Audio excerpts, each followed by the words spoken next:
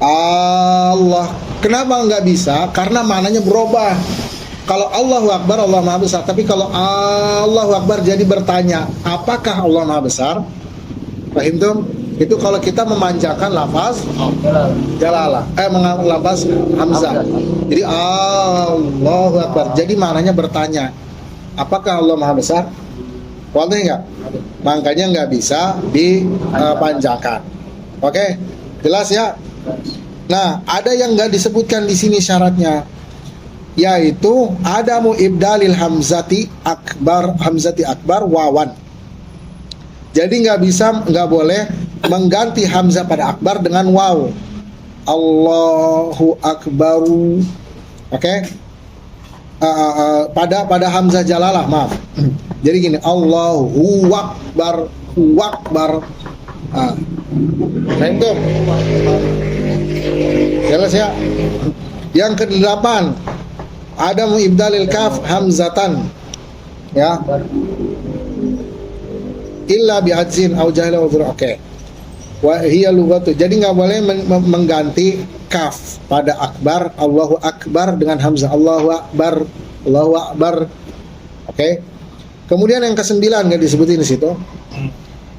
Jangan menambahkan alif pada lafaz jalalah lebih dari 14 harokat.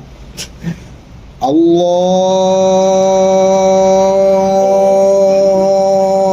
sampai sejam. Itu nggak bisa, keputus. Pokoknya nggak lebih dari 14 harokat. Kalau dipanjangin bisa nggak? Bisa. Allah, wah, guru besar. Dua kelas. Waalaikumsalam. Masya Allah. Teman, Ya. Kursi. Samping masih kosong. Ini samping. Gitu kan? Yang Mbak belum ya? Ntar belum. Santai. Dal, kemana aja Dal? Yang lebih penting ditanya. Nah, ditanyain tuh lupa. Oke. Jadi tidak memanjangkan mat pada lam lafzul jalalah lebih dari 14 harokat. Jadi boleh nggak dipanjang? Boleh. Allah, kan suka ada tuh masih imam-imam kan, Allahu Akbar, kan? Tapi kalau kepanjangan Allah sampai 10 menit, Allah.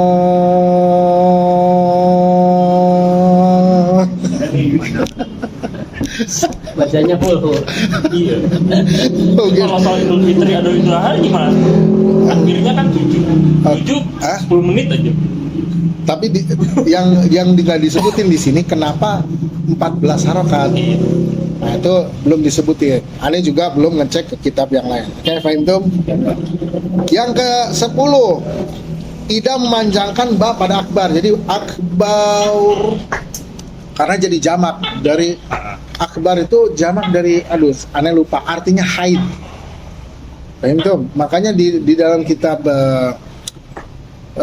Hasyatul Baijuri menyatakan kalau dia sengaja ngucapin akbar gitu, akbar sengaja dan dia tahu mananya, dia kufur. Kenapa? Karena dia istihza, mengejek Allah. Bener nggak? Banget ya. Makanya ilmu takbiratul ihramnya penting. Jauh. Makanya kajiannya pakai kita. Beda harokat jauh banget artinya. Jauh. Oke, fahim tuh ya. Nah, di sini disebutkan nih, li'annahu bimaddiha ma fatihlam yaqtilatan yang bihi shalah, karena dengan memadkannya salat itu tidak terjadi walau jahilan bihi, sekalipun orang itu jahil. Wah, ini kacau, sekalipun orang tersebut nggak tahu, berarti orang yang nggak tahu juga salatnya nggak terjadi, nggak itu yang terjadi. Wah, ini pendapatnya lumayan keras nih. Makanya kita kan kalau habis salat suka doa. Ada nggak yang pernah doa? Wa tammim taqsirana. Wah, ya Allah, ya Allah. Benar kan? Karena boleh, terus kenapa habis sholat itu kita istighfar? Karena boleh jadi ada rukun dan syarat yang kurang. Habis ente sholat jangan langsung bangga, siapa tahu ada yang kurang. Paham tuh? Kurang. Jadi sebenarnya kita juga sama ketaatan nggak ada space kita buat sombong. Mau sombong sama harta juga kita nggak punya. Mau sombong sama ketaatan juga kita nggak bisa, ini kan? Jadi sebenarnya bukan nggak boleh sombong, emang nggak ada kesempatan buat sombong sebetulnya, Pak. Kalau sombong pakai dosa nggak bisa. Hah? Sombong pakai dosa nggak bisa. Iya, itu dia. Dosanya kebanyakan disombongin. Ada yang gitu. Kalau ada orang sombong sama dosa, Ada. dia bangga, berarti Ada. dia udah bangga Ada. sama aibnya. Ada. Kalau dia bangga sama aibnya, secara fikih maka dia nggak apa-apa untuk digibahin. Oh gitu. Ada kan bukan aib kan Nah, sombong. bukan aib. Iya. Ada orang misalnya, wah, nih gue suka nonton misalnya film begituan, ya kan suka ada tuh, gitu kan, misalkan, dia bangga gitu di depan umum, Iya. diomongin orang, dikatain orang, jangan marah, dia sendiri yang Ngomong. udah bagus-bagus Allah nutupin aib ente, kenapa ente bongkar? Aneh tanya sama ente, ditutupin aib nikmat nggak? Nikmat. Nikmat. Kenapa ente kufur sama nikmatnya? Betul kan? Kalau andai kata orang dibuka semua aibnya, lari masing-masing. Betul nggak? Oh, Masing-masing kita punya aib. aib. Udah ditutupin aibnya, jangan dibongkar. Itu tanda Allah lagi ngomong sama ente. Cepet-cepet tobat. Astagfirullah, Rudi. Cepet-cepet tobat. Kita jatuhin orang ya. Hah? Kita tidak ngejatuhin orang bukan jatuhnya, ngomongin orang untuk burukannya. Tapi Ah. kalau ngejatuhin orang dengan ngomongin kebaikannya gimana? Aneh nggak bisa membayangkan ya, jatuhin orang dengan ngomongin kebaikan. Oh, ini halus berarti. Masya Dah. Allah. Halus. Ini orang ini licin halus. Jadi misalnya gini, taruhlah ada bos. Iya. Si orang ini pengen jatuhin si Dali misalnya di depan bosnya dengan cara, Dali itu bener-bener ribu adanya nggak terhingga. Masya Allah. Biar si bosnya ngerasa insecure dengan si Dali, gitu kan? Akhirnya, wah kayaknya saya nggak pantas nih pekerjaan Dali. Ya udah deh, udah ini, gitu kan? Ya kan Rud? Gitu kan maksudnya? Ada cara yang kasar sama cara halus. Iya, ini halusnya halus banget. Ini orang-orang model gini licik. Iya bener. Udah licin gitu. Licin nih, licik. Gitu kan? Nah itu bolehnya kayak gitu. Taruhlah sekarang definisi gibah apa? Kalau dalam Ihya Ulumuddin kan gibah itu zikruka akhoka fima yakra, menyebutkan saudaramu di belakangnya terhadap sesuatu yang dia benci. Andai kata di depannya, wah benci nih, si Rudi doyan makan jengkol sampai 2 bakul, Wah. misalnya. Lapar. Ya kan? Main, Rudi. Ya kan? Andai kata aneh ngomong gitu di depan Rudi, dia bakalan tersinggung. Oh iya. Terus aneh ngomong di belakangnya, itu lagi gibah. Paham Tom? Nah sekarang kalau menyebutkan sesuatu yang bukan dia benci, berarti secara definisi nggak terhitung gibah.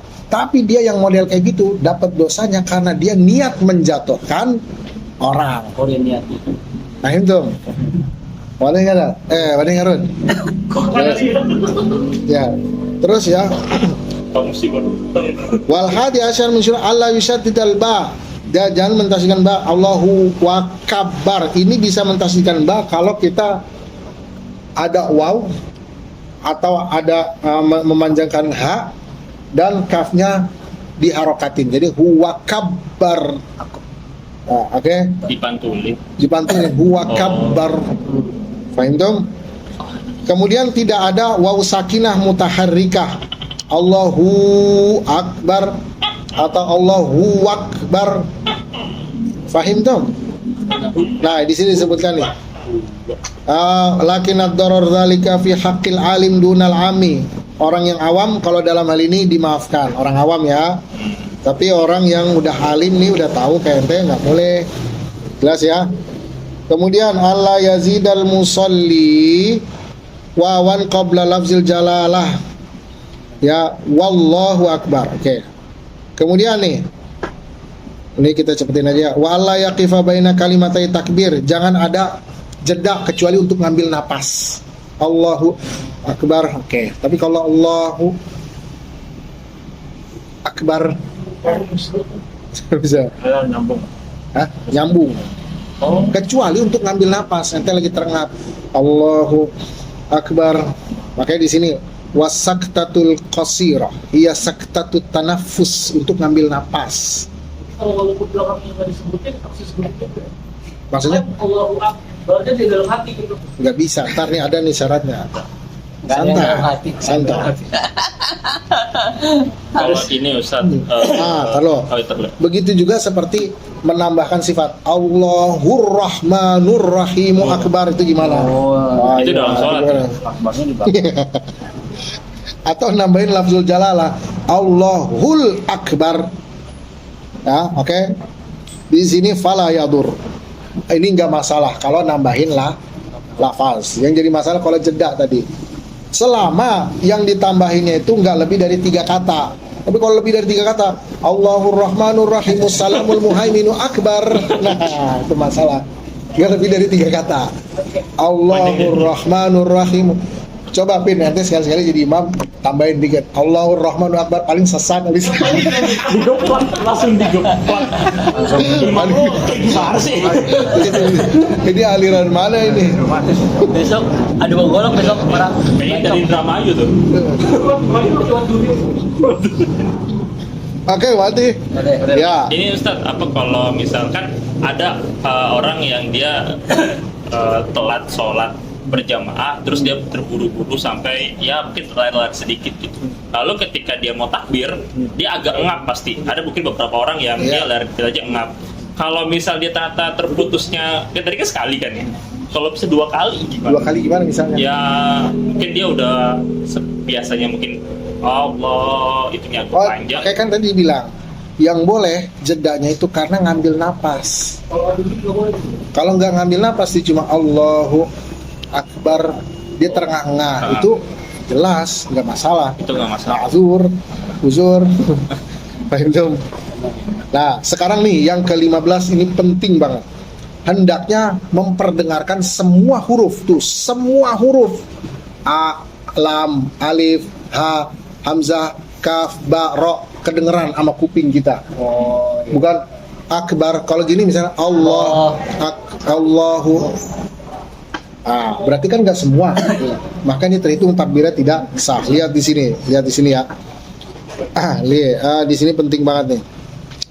Wa amma ma yahsulu min ba'din nas, sedangkan apa yang terjadi dari sebagian orang, haitsu yudirul kalama fi nafsihi, mereka mengucapkan takbir di dalam dirinya aja, dalam hati, au ma tahriki syafataihi, atau dengan menggerakkan 2 bibirnya aja. Gitu, ya. Walisanihi bil kalam, dan menggerakkan lisannya untuk mengucapkan, duna isma'in li nafsi, tanpa memperdengarkan kupingnya. Jadi gitu kan ada tuh ya, fa innahu nih in kana dzalika ruknan qaulian, kalau yang diperbuatnya itu rukun qauli, takbiratul ihram, al-fatihah dan sebagainya, yang rukun qauli ya. Oke. Batalat salatuhu, maka salatnya batal. Itu kalau yang rukun qauli selain takbiratul ihram, selain takbiratul ihram, al-fatihah, sholawat ala nabi, bener kan? Ya. Terus assalamualaikum kalau dia Oke, maka sholatnya batal. Lihat nih ya. Sedangkan kalau takbiratul ihram, lam tan akid sholatuhu, sholatnya terhitung tidak ada. Fahim dong? Bukan nggak sah, nggak ada sholatnya. Jadi ente sebenarnya lagi nggak sholat. Kayak nggak pernah terjadi. Kayak nggak pernah terjadi. Salah. Gitu. Ini dia tidak terjadi sholatnya. Fahim dong? Berarti kalau kita misal makmumnya itu kita harus ngulang dong. Makmumnya, karena ente berimam. Inilah fadilah sholat jamaah. Kalau imamnya dia yang berbuat begitu, ente yang nggak berbuat begitu, sholat ente tetap sah, imamnya yang tidak sah. Itulah kelebihan sholat jamaah. Itu. Kitanya pasti kan dari kitanya kan udah benar. Tetap sah. Paham tuh? Iya. Soalnya kenapa imamnya tetap sah? Karena di sini ikhlal tuh bisa dikatakan kesalahan, kelalaian itu bukan dari makmum, tapi dari imam. Makmumnya benar, imamnya salah. Kenapa harus makmumnya yang ikut salah? Itu ada di bab salat jamaah. Wadah. Nah, ya, oke, faham tuh ya. Ya, sampai sini dulu deh. Ya. Ini terakhir nih yang tentang ini ya. Oke, ini dulu ya. Oke. Jadi begitu juga dengan zikir-zikir sholat tuh, bacaan tasbih yang sunnah hayat, subhanallah, rabbiyal azim, itu juga harus memperdengarkan kalau ente mau diberikan pahala. Berarti harus kedengeran. Ngerti nggak? Nggak wajib. Iya, nggak wajib. Tapi kalau mau dikasih pahala, berarti harus kedengeran. Makanya sholat itu bukan ngelamun. Paham dong? Karena membacanya aja sebenarnya sudah sunnah ya. membaca yang tadi ya tasbih ya. Iya, tasbih itu ya. Kalau Al-Fatihah iya. Iya pasti beda kan. Betul, Itu iya. Pauli kan tadi. Nah, Waduh, Oke. sholatnya tetap sah. Tapi kalau mau dikasih pahala kayak tadi, makanya sholat itu bukan ngelamun. Waduh ya. Kalau kita belajar begini kayaknya banyak sholat yang kurang ya. Iya. Bener kan? Makanya jangan disitulah kita nggak bisa sombong. Bener nggak? Siapa tahu yang kemarin-kemarin tahunya banyak rukun yang salah. Ada orang baru tobat sekarang tahunya sholatnya paling diterima. Ayo gimana?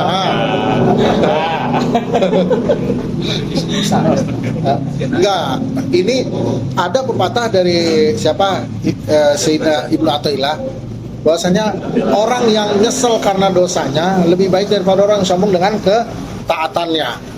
Tapi awas, ini bukan dimaksudkan ente jangan berbuat taat. Sebagian orang jadi malas-malasan berbuat taat. Daripada berbuat taat sombong, mendingan maksiat tapi nyesel. Akhirnya dia berbuat maksiat. Nah, ini ngaco. Sebenarnya tujuan dari kalam ini biar orang yang taat selamat ketaatannya. Faham tuh? Bukan berarti jangan melaksanakan ketaatan. Wadah. Baik kan kalau di dalam tasawuf ya, khususnya Syadziliyah kan Imam Busiri menyatakan wa ini stahlatil mar'a falatu sini waraiha wahya saimatun wa in hiya stahlatil mar'a falatu sini dalam Burdah. Jadi kalau kita ini ngebimbing diri kita dalam ibadah, kalau kita ngerasa lezat sama ibadahnya sunnah ya, itu curigai diri kita. Ada curigai diri kita. Kenapa curigai diri kita? Aduh aneh farubba lupa gimana? Satu lagi kemarin min haitsu anna summa fid min haitsu la tadri anna summa fid dusma, aneh lupa. Jadi gini, fala tarum bil ma'asi kasra syahwat ya inna ta'ama yuqawi syahwatan ni'ami waraiha wa hiya fil a'mali saimatun wa in hiya stahlatil mar'a fala tusimi. Aduh aneh lupa tuh. Intinya begini, jiwa kita itu sumber keburukan. Oke, selalu ngajak keburukan. Ini dideklarasikan di dalam surat Yusuf. Intinya gitu. Karena jiwa kita tabiatnya merintahkan keburukan, kalau dia ngerasa nikmat sama ketaatan, jangan-jangan di dalam ketaatan itu ada keburukan yang kita nggak tahu. Paham nggak? Sehingga dia bisa merasakan nikmat. Paham nggak nih? Misalnya ini berlaku buat ibadah yang ini ya, yang ibadah yang sunnah ya, bukan ibadah yang wajib. Yang wajib nggak ada kalam kecuali dia ibadah sesuai pada waktunya. Contoh, dia sholat duha, kok nikmat banget, nggak pernah ketinggalan. Kalau buat yang orang belum belajar tasawuf, dia akan terus gitu, tanpa curiga. Tapi orang belajar tasawuf, dia ngeliat ke dirinya, jangan-jangan ada riak tersembunyi di sana. Kok bisa diri saya yang buruk begini merasakan kenikmatan taat? Jangan-jangan dia curiga sama diri sendiri. Jangan-jangan saya begini tuh karena riak. Jangan-jangan saya begini tuh karena pengen ujub. Paham gak nih? Jangan-jangan saya begini tuh karena pengen sesuatu selain Allah. Paham kan? Dan itu tersembunyi. Tahu-taunya ya dia sholat duha karena di waktu yang bersamaan ada si fulana. Si fulananya nggak sholat duha, dia lemes lagi. Berarti kan dia ngerasa nikmat sholat duha karena si fulana. Betul nggak? Itu jangan marah-marah. Bener nggak? Itu marah. Jadi dia curiga sama diri sendiri. Orang ciri-ciri orang ahli tasawuf yang bener ya, dia curiga sama diri sendiri bukan sama orang lain. Bener nggak? Kalau ada orang ahli tasawuf curiganya sama orang lain, nyaci sono, nyindir sono, bukan ahli tasawuf, ahli diktat tasawuf. Mungkin dia belajar diktat, tapi dia belum nyemplung ke tasawufnya. Orang ahli tasawuf tuh curiga sama diri sendiri. Jangan-jangan saya ini. Tahu nggak apa siasatnya dalam? Siasatnya kata Imam Busiri, waraiha, perhatikan dia dalam amal soleh. Ya, kalau dia istahlatil mar'a, dia udah ngerasa nikmat, jangan diemin di situ, pindahin ke yang lain. Misalnya biasanya dia sholat duha jam 7, ngerasa nikmat nih, dia curiga, coba dia pindahin ke jam 10. Paham nggak? Coba pindahin ke jam 9, coba pindahin ke jam sekian. Jadi bergerak. Sholat tahajud ini nikmat banget. Apakah jangan-jangan saya pengen nikmatnya bukan pengen Allah? Nah, kan gitu kan? Coba pindahin deh ke jam setengah sekian. Coba Dirasa pindahin. nikmat juga. Dirasa Enggak. nikmatnya terus diri. Tuh lihat tuh ahli tasawuf dalam kan. Makanya kalau orang yang udah nyemplung tasawuf yang bener ya, dia sibuk sama dirinya. Dia perbaiki diri, bukan sibuk sama orang. Sekarang kan banyak nih ahli tasawuf tapi ngomongin orang, bener nggak? Ahli tasawuf tapi dendaman, bener nggak? Ahli tasawuf tapi suka nyerca, banyak kan? Makanya kata Syekh Rahman Al-Buti dulu zaman Rasul, tasawuf itu substansi tanpa nama. Tapi zaman sekarang nama tanpa substansi. Namanya tasawuf, toriko, kerjaannya gibahin sono. Gibahin sono, bener nggak? Tasawuf itu di mana? Makanya kata Imam Busiri dia tuh akan sibuk ya. Makanya aneh malu juga kalau disuruh kayak ngajar ini aja misalnya Bidayatul Hidayah, kayak nyindir diri sendiri. Kayak nyindir diri sendiri ini. Kena sendiri. Yang Sulam Taufik aja tuh baca di akhirannya bab tasawuf. Itu kayak nyindir diri sendiri tuh. Masalah waktu, masalah ini. Makanya ada beberapa masyaikh dia yang agak ke tasawuf, agak maksudnya bukan nggak mau, tapi dianya malu gitu. Malu, jadi kayak nelanjangin diri sendiri. Gimana sih kita nelanjangin diri sendiri itu malu kan? Gitu ya. Kalau inilah dan satu lagi, nggak bisa fikih doang tanpa tasawuf doang tanpa fikih, nggak bisa. Ya, makanya faham tuh harus dua-duanya sejalan. Oke, waduh, kalau ente mau belajar tasawuf silakan sama yang lain.